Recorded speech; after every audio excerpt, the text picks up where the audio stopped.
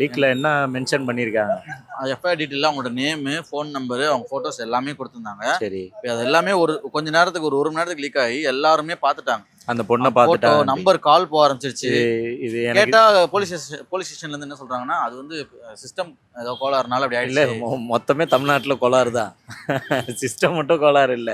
எல்லாமே கோளாறு தான் பிரதர். நீங்க இவங்க சொல்றாங்க இல்லைங்களா, இவ்வளோ பெரிய அண்ணா யூனிவர்சிட்டி நடத்துறீங்க, இவ்வளோ காசு வாங்குறீங்க, நல்லா படிக்கிற பிள்ளைங்க வருது. இந்த மாதிரி வந்து இப்போ ஹாஸ்டல்ல தங்கி படிக்கிறேன்னு சொல்ற, ஒரு லிமிட்டுக்கு மேல நைட்ல வெளியே விடக்கூடாது. ம். நீங்க ஏன் வெளியே விட்டீங்க? நீங்க ஸ்ட்ரிக்டா பிடிச்சிருந்தா இந்த மாதிரி அந்த பொண்ணுக்கு இந்த இவ்வளோ அசிங்கம் நடந்திருக்காது, அவனுக்கு அவ்வளோ அசிங்கம் நடந்திருக்காது. இப்போ மாட்டினான்ல, இந்த மாதிரி களவாணிகளும் இது மாதிரி தப்பு பண்ணாம இருந்திருக்கலாம்ல. முதல்ல இந்த நிர்வாகம் சரியா இல்லைன்னு நான் சொல்லுவேன். நான் வாழ்த்துறேன், உண்மையிலே அந்த பொண்ணை வாழ்த்துறேன். இவ்வளோ ஃபேஸ் பண்ணுறான்னா நீ தைரியமான பொண்ணாக தான் இருக்கணும். வந்து கம்ப்ளைண்ட் கொடுக்கறதுன்றது எவ்வளோ பெரிய விஷயம். நீ வந்து தைரியமாக வந்து கொடுக்குறேன்னா உன்னுடைய அந்த மன உறுதியை நான் பாராட்டுறேன்.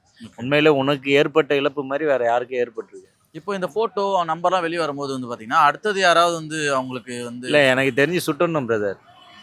அதாவது இவங்க தவறு பண்ணுறாங்க, சும்மா கூட்டு போய் கோர்ட்டில் உக்காஞ்சி தண்டனை கொடுத்து அவன் ரிலீஸ் ஆகி இவன் வந்து தேவையில்லாது. தப்பு பண்ணுறான்னா அதே இடத்துல ஷூட்டிங் மாதிரி போட்டு காலி பண்ணுங்கன்றேன். எதுக்கு வாழணுன்றேன்.